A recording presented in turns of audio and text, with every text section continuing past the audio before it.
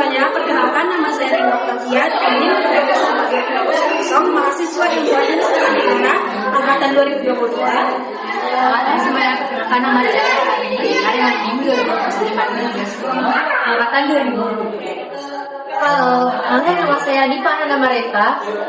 Saya berasal dari jurusan Ilmu Administrasi Negara, UNS. Ya, terima kasih.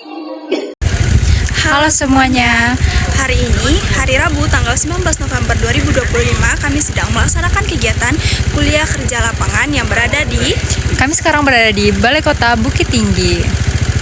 Saya Diva Ananda Mareta dengan NIM 22042211. Bukit Tinggi, kota yang berdiri anggun di kaki Gunung Merapi, di antara udara sejuk, sejarah panjang dan masyarakat yang terus berkembang.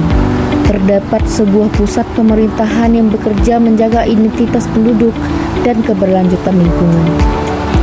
Dalam PKL kali ini, kami mahasiswa mata kuliah Administrasi Kependudukan dan Lingkungan Hidup melangkah ke Balai Kota Bukit Tinggi, sebuah perjalanan untuk melihat lebih dekat bagaimana pelayanan publik dijalankan dan bagaimana upaya menjaga kota ini terus berkembang seiring tuntutan zaman.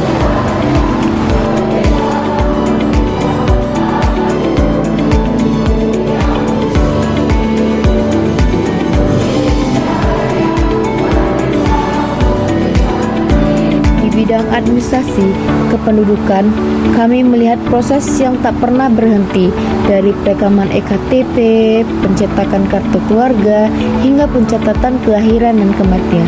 Semua dilakukan dengan komitmen untuk memberikan layanan cepat, akurat, dan humanis. Kami belajar bahwa data kependudukan adalah fondasi kebijakan. Ia bukan sekedar angka, tetapi gambaran nyata tentang siapa yang tinggal, tumbuh, beraktivitas di sebuah kota.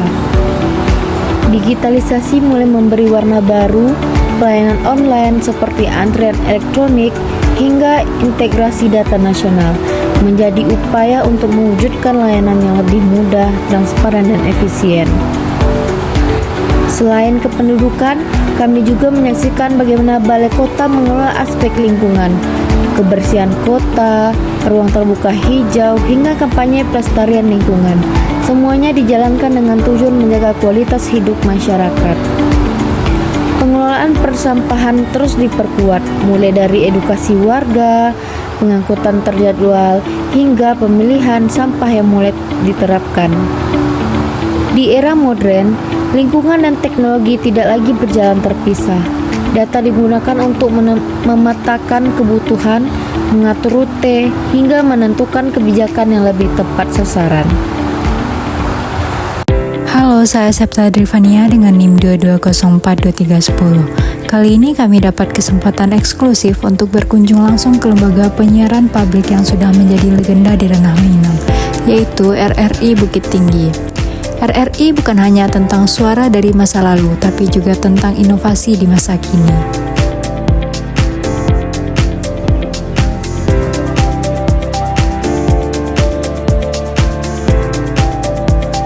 Radio Republik Indonesia, Stasiun Bukit Tinggi memiliki sejarah yang sangat penting, erat kaitannya dengan perjuangan kemerdekaan serta perkembangan penyiaran di Sumatera Barat. Stasiun ini secara resmi didirikan pada tanggal 17 Agustus 1945, menjadikannya salah satu stasiun RRI tertua dan terdepan di luar Jawa. Didirikan bersamaan dengan proklamasi kemerdekaan. Dalam perjalanannya, RRI Bukit Tinggi pernah memainkan peran vital selama masa pemerintahan darurat Republik Indonesia sebagai sarana komunikasi dan penyebaran informasi untuk mempertahankan kedaulatan bangsa. Hingga kini, stasiun ini terus bertransformasi, tidak hanya menyajikan program siaran radio tradisional, tetapi juga merangkul media baru dengan mengembangkan studio, digital, dan konten seperti podcast, menegaskan posisinya sebagai penjaga informasi dan pelopor kreativitas lokal. Konvergensi media merupakan strategi esensial bagi lembaga penyiaran publik seperti RRI di era digital. Dan strategi ini dapat dijabarkan melalui kerangka kerja 3M, yaitu multimedia, multi-channel, dan multi-platform. Multimedia atau M1 berfokus pada kekayaan konten, di mana satu cerita inti diolah dan disajikan dalam beragam format mulai dari audio atau podcast, video, teks atau artikel hingga grafis untuk memenuhi selera audiens yang berbeda-beda. Selanjutnya, multi-channel atau M2 adalah strategi distribusi yang mengharuskan konten tersebut disebarkan ke berbagai saluran media secara simultan, baik media konvensional atau radio maupun berbagai kanal digital dan media sosial, guna memastikan jangkauan khalayak yang seluas-luasnya. Terakhir, adanya multi-platform atau M3 menitikberatkan pada akses perangkat yang menuntut adaptasi konten agar mudah diakses di perangkat apapun yang digunakan oleh khalayak mulai dari PC hingga smartphone, seperti yang diterapkan melalui aplikasi RRI Digital. Dengan menguasai kerangka 3M ini, lembaga penyiaran dapat memastikan kontennya relevan, mudah diakses, dan tersebar efektif. Konvergensi media ini juga membuka peluang besar bagi mahasiswa untuk berkarir di industri media digital, berkolaborasi dalam produksi konten kreatif, dan melakukan riset. Melalui sinergi antara teknologi, kampus seperti UNP dan RRI diharapkan Indonesia dapat melahirkan konten penyiaran publik yang terus inovatif dan berintegritas.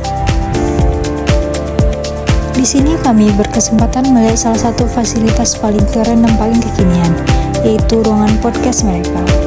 Kita bisa langsung coba siaran atau bahkan ngobrol-ngobrol seru bersama teman. Halo teman-teman semuanya, kami sekarang ada di hotel. Dan kami mau ke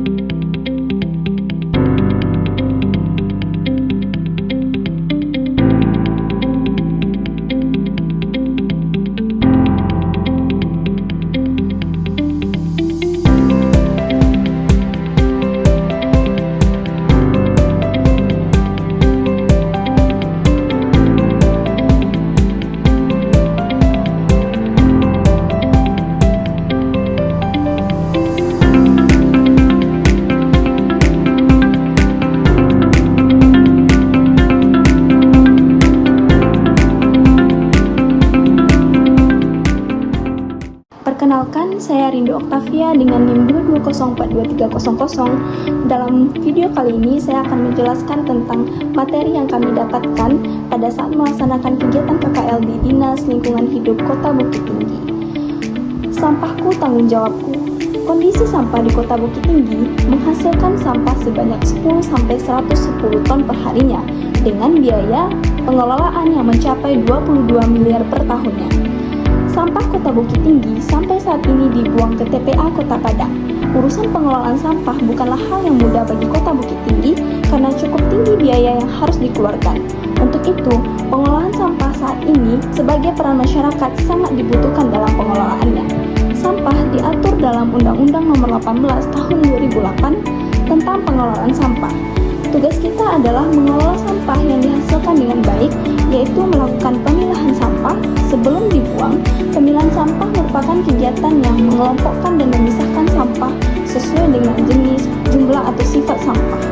Pengelolaan sampah dapat diolah menjadi kompos, juga dapat dijadikan sebagai sumber makanan ulat manggot untuk pecan ternak, dan dapat diolah menjadi biogas untuk sumber energi baru bahan bakar rumah tangga. Baiklah, sekian dari saya. Assalamualaikum warahmatullahi wabarakatuh. Kemarin kan sudah mengeluarkan regulasi tolak plastik dan tolak plastik